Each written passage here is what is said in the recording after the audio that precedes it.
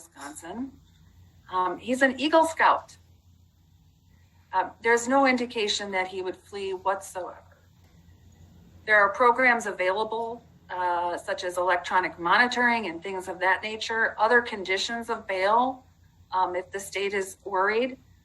And honestly, if the state is so worried about him and needs $1 million cash bail, then they should be required to produce a criminal complaint. I'd ask that you release Mr. Halderson today without having any cash bail required because of that failure to comply with charging him and given his personalized circumstances as they relate to bail. Thank you. Attorney Brown, any response? Sure. I mean, at first, as to the PSI, I would ask that you discount that entirely. I mean, the PSI is a tool available to the court, and obviously the situation that's before the court at this time is far, far more unique than anything the PSI likely would have, or the pre-sentence report would have ever contemplated. PSA when they envisioned that tool. Here, Mr. Halderson was engaged in roughly a week of covering up this crime. It is not surprising that it's taking an extremely long time to conduct this investigation. He may very well be charged with homicide sooner than Thursday. We are trying to, as hard as we can, to get the personnel available to conduct this investigation. What we do know is that it was Mr. Halderson that delayed reporting anyone missing in this case. And in fact, he was around his parents following the date that they supposedly left for up north. It does not appear that his parents ever left this county. All indications are is that at least Mr. Halderson, the victim in this case, was killed shortly after that time. Mr. Halderson delayed for 6 days, ultimately, in having abilities to hide evidence, and he was hiding evidence in this case. Around the area where the portion of Mr. Halderson's body was found that was dismembered, police found a tarp that it was wrapped in, covered in blood. Here, Mr. Halderson is believed to have asked others for cleaning products in trying to clean up the crime scenes here. Again, it's a unique situation, and I don't discount what Attorney Dorrell says, in which we usually don't. We have bail hearings where we hold people on extremely high cash bail. However, there is a process under Riverside for the court to find probable cause and appreciate the gravity and the uniqueness of this situation when looking at Mr. Halderson's specific case. He has been in custody since last week. It is a number of days. The state is hopeful to get a criminal complaint together in conjunction with working with police in the coming days. However, it's important to note that as of today, Mr. Halderson's mother still remains a missing person. No, I'm not indicating any remains have been found of her at this point. But what we do have is Mr. Halderson leaving a wood line where the remains of his father were found with gunshots, and it's been dismembered. Yet he had told police numerous times that that person was up north, or that person was in a car with these random strangers and had been cleaning up a crime scene for 6 days. So I don't believe it's an unreasonable request. I'll concede it as a unique request, but I don't believe it's an unreasonable request. Does the state have any evidence that Mr. Halderson had been preparing to or attempting to leave the area prior to his arrest? Prior to his arrest, no. I do have evidence that Mr. Halderson was traveling throughout the area to rural areas of Wisconsin in the time period prior to his arrest. I don't know what he was doing there, but obviously that's of significant concern and interest to the state at this point. Attorney Dorrell, anything else?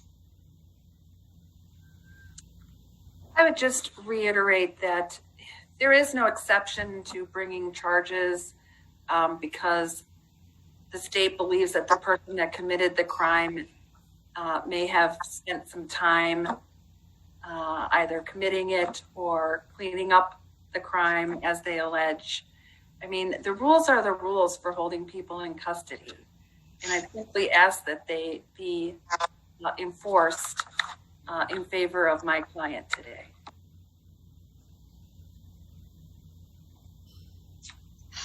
All right, thank you. Well, I would agree that it's an unusual request, seeking a significant cash bond, especially in a situation where no complaint has yet been filed. The PC affidavit suggests possibility of a number of different potential charges, I suppose. For instance, the law enforcement agency leading the investigation suggests the possibility of providing false information in a missing persons case. The allegations and some of the information raised by Attorney Brown suggests the charge potentially of mutilation of a corpse, or even something maybe more serious, as suggested, whether it be individually or as party to the crime of some form of conduct that led to the death of another. So I certainly understand the state's position, wanting some significant cash bond, but it's hard for me to ignore a number of factors that I think have to be considered in any bond, whether there's a complaint or just, in this case, the probable cause statement. Number one is the fact that there isn't a charging document. I think Attorney Dorrell is correct that that's a significant consideration in setting bond. Mr. Halderson, from all indications, and I haven't heard anything to the contrary, has led a fairly exemplary life, accomplishing the rank of Eagle Scout, no record to speak of, a lifelong resident.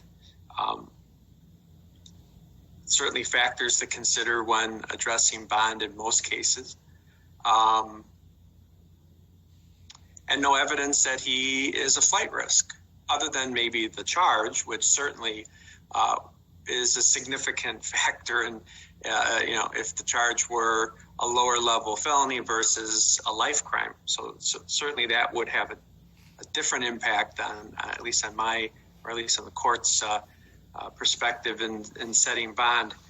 So I certainly don't believe that it would be appropriate to set such a substantial bond in such a case where there are still so many different unknowns. Even if the state were able to move as quickly as suggested, and I have no reason to doubt that they may be able to do so, certainly they have evidence of a death of a body. There is some very strong circumstantial evidence that it's possible Mr. Halderson might have been involved. Whether others are involved, that may be what the investigation will show as well. But I can't ignore all of those potential circumstantially supported charges from the probable cause statement. So I think some cash is necessary just to ensure the lack of flight, recognizing that I don't think the state at this point has enough to suggest as a substantial cash bond. I'm going to order a $10,000 cash bond in this manner. And it can be reviewed. If you think you can get something as quickly as Thursday, we can review it on Thursday.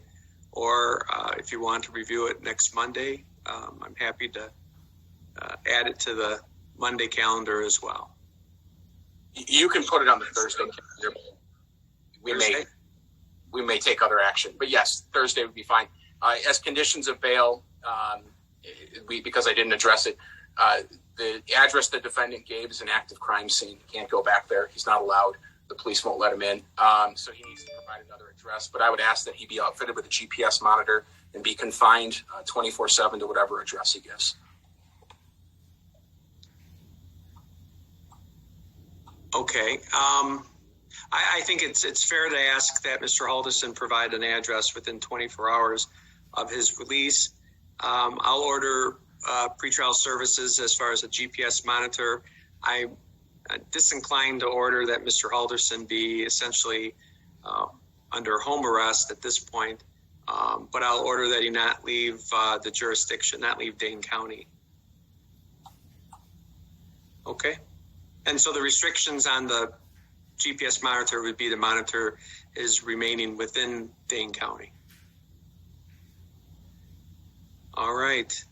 And then the matter will be adjourned to Thursday, and it looks like that will be provided, that information will be provided to you, Mr. Halderson, as well.